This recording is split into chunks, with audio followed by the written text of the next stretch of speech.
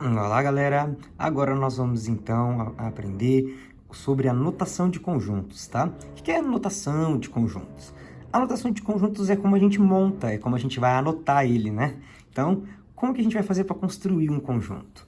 Então, a gente vai ter aqui algumas maneiras diferentes de representar, tá? No caso, a gente vai ter três em especial. Então, eu vou mostrar elas agora para nós, tá? Então, primeiro, enumeração de seus elementos, tá? Exemplo. No exemplo A, a gente tem aqui, ó, o conjunto das vogais. Então, qual é o conjunto das vogais? Então, a gente vai abrir uma chave para a gente colocar aqui os elementos desse conjunto. As vogais são a letra A, I, O, U. Acabou? Fecha a chave. Então, olha só o que eu fiz aqui. Eu enumerei os elementos do meu conjunto, tá? Dentro de chaves, ok? Certo. Agora vamos aqui para o próximo, tá? Ó, conjunto dos números pares não negativos. Então, vamos fazer ele aqui, esse conjunto, vamos construir ele aqui embaixo, tá? Então, como que eu vou fazer para construir o conjunto dos números pares não negativos?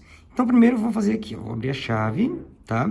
E a gente vai considerar que o primeiro número par não negativo, ou seja, um número que não é negativo, automaticamente seria um número positivo, e o zero. Então, a gente vai começar com o zero, tá ok? Que vai ser aqui o primeiro par que a gente vai ter que não é negativo, tá? A gente vai considerar o zero como par. Depois do zero, nós vamos ter qual que é o próximo número par? Nós vamos ter o 2. E depois do 2, a gente vai ter o 4. E depois o 6. E depois o 8. E depois o 10, o 12, enfim. Esse conjunto é um conjunto infinito, ó.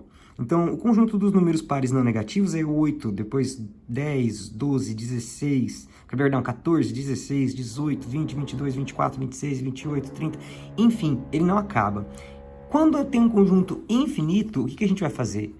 É simples, nós vamos colocar reticências depois da vírgula e fechar a chave. Então, olha o que eu fiz.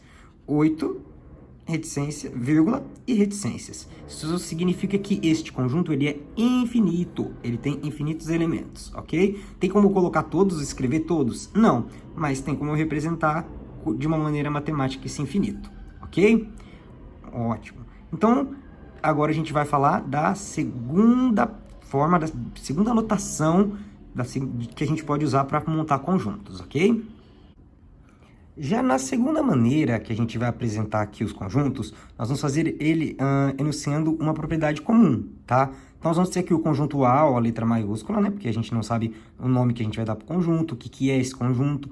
Então, quando a gente não sabe, a gente representa com uma letra maiúscula.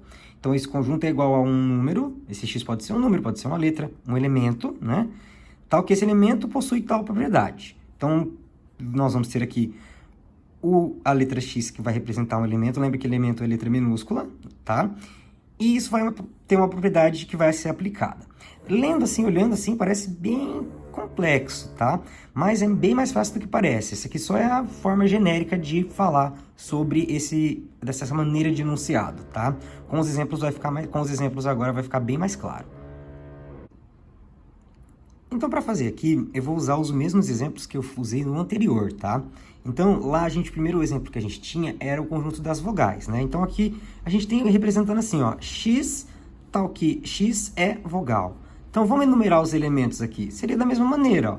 Eu vou abrir uma chave e o x, que é o elemento que vai estar aqui, ele é vogal. Então, é as letras A, I, O, U. Fecha a chave. Então, a gente pode perceber que só mudou a maneira de descrever.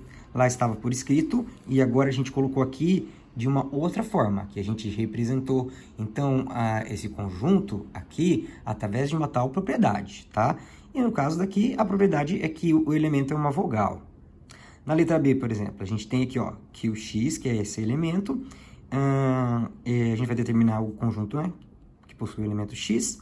E o x é o quê? O x é um número par não negativo. Então, cai naquela mesma ideia. Então, eu tenho aqui na chave, no caso, os elementos, que são o 0, que é o primeiro número par não negativo. Depois a gente tem o 2, o 4, o 6, o 8 e infinitos, né? Então, aqui, em vez de vir por escrito, veio na forma da propriedade, tá? E aqui eu enumerei os elementos do conjunto, tá certo?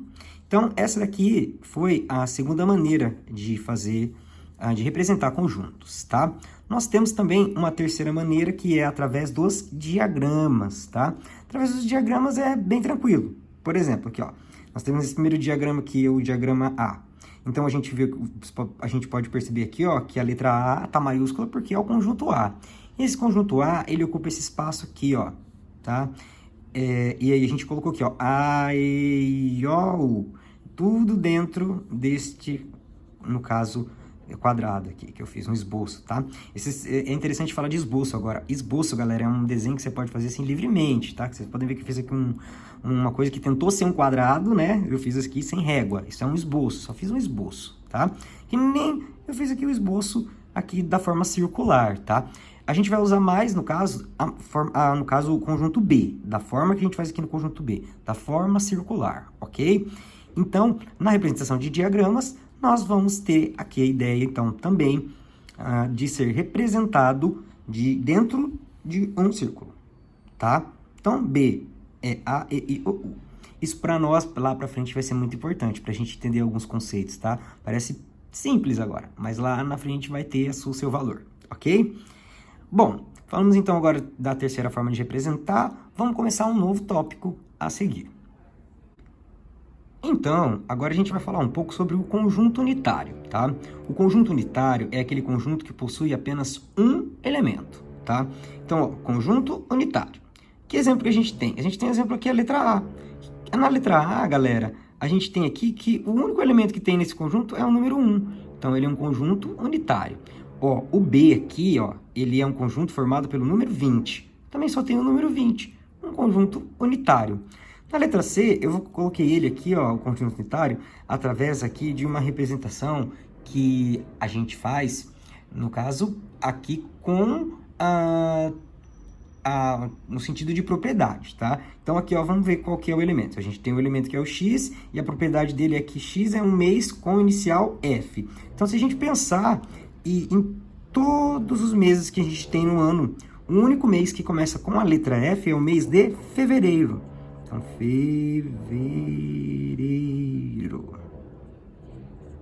Então, o mês de fevereiro é o único elemento desse conjunto, ok? Então, é assim que a gente define o conjunto unitário. Galera, agora a gente vai falar, então, sobre um outro tópico, que são os conjuntos iguais. Então, vamos ter aqui uma definição genérica, né, sobre no geralzão. Vamos entender o que está escrito aqui, aqui na prática é bem mais fácil, né? A gente tem que conjunto A é igual a B, então um conjunto é igual ao outro, quando qualquer elemento, qualquer x, esse A de cabeça para baixo é qualquer, símbolo do qualquer, né? Então, qualquer x, desde que o x pertença ao conjunto A, C e somente C, o x também pertence ao conjunto B. Essa seta aqui, apontando para os dois lados, é o do C somente C. Então, o A é igual a B, C e somente C, qualquer x, x pertence a A, C e somente C, x pertence a B. Então, os elementos têm que estar, todos os elementos têm que estar tanto no A quanto no B, tá? E na prática é bem simples. Olha só os exemplos, tá? Então, a gente vai ter aqui, ó, o conjunto, o exemplo A, nós vamos ter o conjunto formado pelos números 1, 5, 7 e 9. E nós vamos ter os números, um conjunto que é igual ao conjunto 9, 7, 5, 1. Então, vamos observar, a ordem é a mesma? Não. Mas a gente pode falar que esses dois conjuntos são iguais? Sim, porque eles possuem os mesmos elementos. Mesmo fora da ordem, né? Não tem problema. A gente considera conjuntos iguais. Mesma coisa no exemplo B, ó. No exemplo B, a gente tem aqui, ó, 2, 4, 6 e a gente tem 4, 2, 6. Só trocou a ordem, mas os elementos são os mesmos, tá? Então, esses conjuntos são iguais também. No exemplo C. No exemplo C, a gente tem o seguinte. A gente tem o primeiro conjunto, 2, 4, 2, 2. E o segundo é 2 e 4. Será que eles são iguais mesmo, né? Esses dois conjuntos? Então, esses dois conjuntos aqui, eles são iguais sim. Por quê? Porque a propriedade, ela quer que todos os elementos que estão aqui estejam aqui, tá? Então, vamos lá. Tem número 2? Tem. Não importa se está repetido, mas tem. Tem número 4? Tem. Ótimo, então esses dois conjuntos são iguais. Então, não importa, tá? Por exemplo, se tivesse vários números 4 ou vários números 2 e que se tivesse só o 2 e o 4, se só aparecer só esses dois números, esses conjuntos serão iguais. Então, a quantidade não interfere também na hora de igualar um conjunto ao outro, tá ok? Perfeito. Então, agora a gente vai fazer uma observação para quando os conjuntos são diferentes, que também tem o caso aí dos conjuntos diferentes, ok? Quando os conjuntos são diferentes, a gente vai fazer o quê? Tá? Exemplo. A gente vai colocar o sinal de diferente, ó. O conjunto 1, 2, 3, ele é um conjunto diferente do conjunto 1, 2. Por quê? Porque aqui, para eles serem iguais, faltou o número 3. Se tivesse o número 3, eles seriam conjuntos, no caso, iguais, mas não é. Ele é um conjunto diferente. Então aqui, ó, até nem coloquei o risco ainda pra gente entender o que significa o sinal do diferente, tá? Então a gente tem aqui o 3 e 4 no primeiro conjunto, depois 5 e 6. Obviamente a gente sabe que esses dois conjuntos são diferentes. Então o que é o símbolo do diferente, né? É a gente ter a igualdade, só que a gente sabe que não é igual, então a gente faz o quê? A gente cancela ela. Então a gente forma aí o símbolo, né, do diferente. Tá certo? Então nós temos então, aqui essa observação de quando os conjuntos forem diferentes. Bom, o tópico que a gente vai estudar agora são os conjuntos disjuntos, tá? Então, conjuntos disjuntos é aqueles que não têm nada em comum, esses conjuntos, tá? Então, nenhum elemento de um vai estar no outro. Por exemplo, aqui, ó, nós temos aqui o A. O conjunto formado pelos elementos 3 e 4 e o conjunto formado pelos elementos 5 e 6, eles são disjuntos. Por quê? Porque, ó, 3 e 4 não está aqui no 5 e 6, né? Esse conjunto, os elementos deles são completamente diferentes deles, não repete nenhum elemento. A mesma coisa aqui, ó, nós vamos ter na letra B. Nós temos o que aqui na letra B? 8, menos 9 e 10. E aqui a gente tem menos 8, 9 e menos 10. Então, se a gente observar aqui, ó, o 8 a gente tem aqui menos 8. É diferente, não é o mesmo número. O 9 a gente tem aqui menos 9 e o 9 positivo não é o mesmo número. E o 10... E o menos 10 também não é o mesmo número. O que isso quer dizer, então? Quer dizer que esses conjuntos eles são disjuntos, não tem nenhum elemento repetido entre eles, ok? Vamos para o exemplo C, para a gente poder aqui entender e finalizar o raciocínio, tá? Então, por exemplo, temos aqui, ó, no C, 3 e 4. E nós vamos ter também um outro conjunto, que é 4, 5 e 6. Esses conjuntos, eles não são disjuntos por quê? Porque eles têm um elemento em comum. E qual que é esse elemento? O número 4. Então, aqui, ó, tá escrito, ó, não são disjuntos. Por quê? Porque tem um elemento repetido nos dois. Eles têm que ser completamente diferentes para ser disjuntos, tá? Então, a gente já tá agora vendo, ó, que a gente já tá partindo mais para a parte numérica. A gente já tá entrando aqui um pouco mais nas ideias matemáticas, ok? Ótimo. O próximo conjunto que a gente tem que falar é o conjunto vazio, né? O que é o conjunto vazio? Né? O que é o próximo tópico que a gente vai falar agora. O conjunto vazio, pessoal, é aquele conjunto que não tem nenhum elemento. É um conjunto que não tem como... se você descrever aquilo, não tem elemento, tá? Então, por exemplo, falando assim aleatoriamente, né? Só de falar, né? Um mês do ano que começa com a letra H. A gente tem? Não tem nenhum mês do ano que começa com a letra H. Então, a gente teria um conjunto vazio nessa situação. Mas aqui a gente vai entender também como que representa, tá? Se eu tenho um conjunto vazio, eu vou representar pelo símbolo do vazio, tá? Que é o zero cortado. Ou a chaves vazio dentro, sem nada dentro, tá? Eu não posso misturar os dois, tem que ser separado, tá? Então, ou eu faço o símbolo do vazio, ou eu coloco chaves sem nada dentro, sem nenhum valor dentro, ok? Então, essa é uma das duas coisas que eu vou usar, tá certo? Lembrando que zero, sem zero, ele é um elemento existente. Zero é um elemento, tá? Não ter é elemento. O que não é elemento, né? No caso, é um elemento vazio, né? É um elemento formado por uma coisa que não existe, né? Então, assim, ó, exemplo de conjunto vazio, o que a gente vai ter aqui, ó? A gente vai ter aqui esse conjunto A, tá? Ele é feito aqui, ele tem aqui, então, para descrever ele, no caso, uma propriedade, tá? Essa propriedade é o quê? O elemento desse conjunto é o x mais 1, que é igual ao x. Então, que número mais 1 que vai dar ele mesmo? Então, vamos fazer uma continha aqui. Tipo, se eu pegar 3 mais 1, é igual a 4. Então, olha só, 3 é diferente de 4. Então, não deu. Se eu pegar 3 mais 1 vai dar 4, então não tem como que o x mais 1 deu x. Se eu pegar o 3 mais o 4, não vai dar o 3.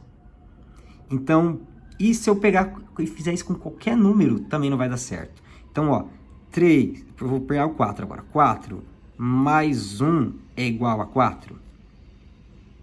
Não, né? Isso aqui, não, é verdade. 4 mais 1 é igual a 5. Então, se eu pegar um número e somar mais 1 e não dar ele mesmo, no caso, eu não tenho elemento. Porque se eu pegar qualquer número e fizer mais 1, não tem como dar ele mesmo, né? Se eu pegar 8 mais 1 vai dar 9, não vai dar 8. Então, como essa conta não tem como, né? Como o x mais 1 nunca vai dar o próprio x, o próprio número que eu coloquei aqui, a gente vai descrever esse como um conjunto vazio. Ok?